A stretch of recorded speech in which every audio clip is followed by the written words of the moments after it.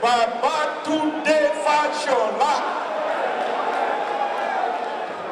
the current chairman of Fashion Congress, now Comrade Bisi Akande,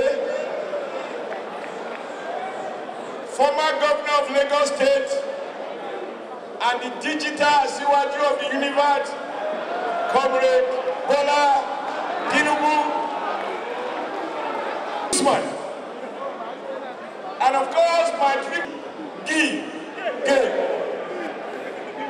allow me to recognize, I'm sorry, I mustn't forget my own former great rule. I want to change our logo and to change our symbol. Now these changes have been accomplished. The most important thing is, after this change, what follows? I believe, having resolved to change our name and to change our logo, as I believe Comrade Bugaji said, it is now time to adopt the agenda to change Nigeria. Because that must be the ultimate change. Now we must define the character of that change. We must change from a party-based politics that is about sharing to one that emphasizes creation of wealth. We must move away from the mentality that public office is about self, to that reminds us that politics is about the people. We must move away from the regime that believes that we can lament Nigerian problems away. The world is based on regionalism. I think those are the big issues.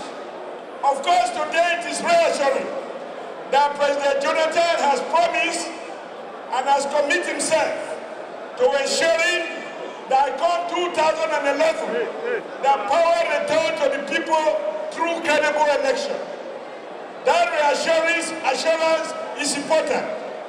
But comrades, it is not enough. Jonathan alone cannot guarantee free and fair election. Because when we hear his voice on the side of free and fair election, we still see those godfathers who survive on rigging around the corridors of power. For every one man that promised change, we are seeing 2-3 others who are insisting that nothing should change. I believe, therefore, that it is our responsibility as Nigerians to own up to these changes, to remove it from the layer of discretion to one in which it will be clear to all that one man, one vote is a must, whether we like it or not. That situation must be created by our youth, it must be fought for by our women, and our leaders must commit themselves to it. Today I was happy when from the floor,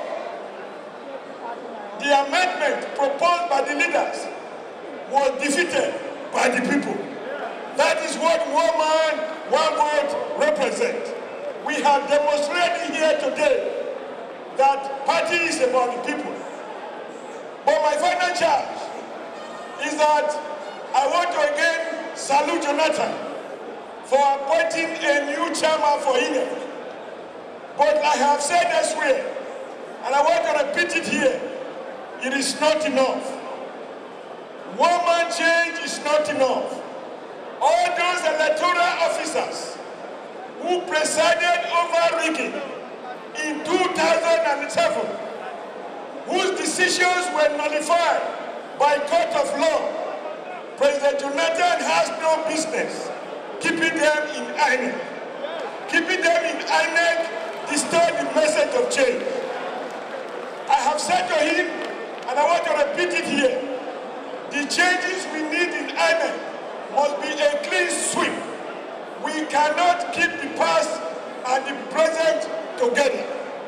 In Ondo State, we have an old woman who presided over an election that was condemned internationally. That woman is still being retained. That is not the kind of change that President Jonathan commit himself to.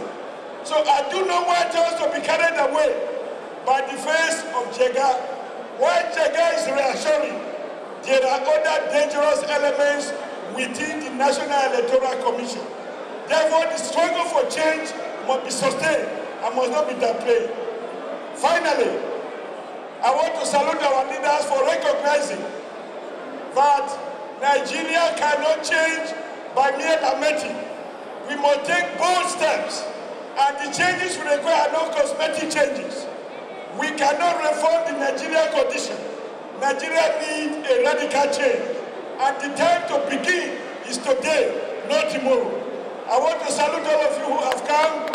I salute the sacrifices you are making, and in Edo State we are clear. The godfathers are gone. The people are in charge. Woman,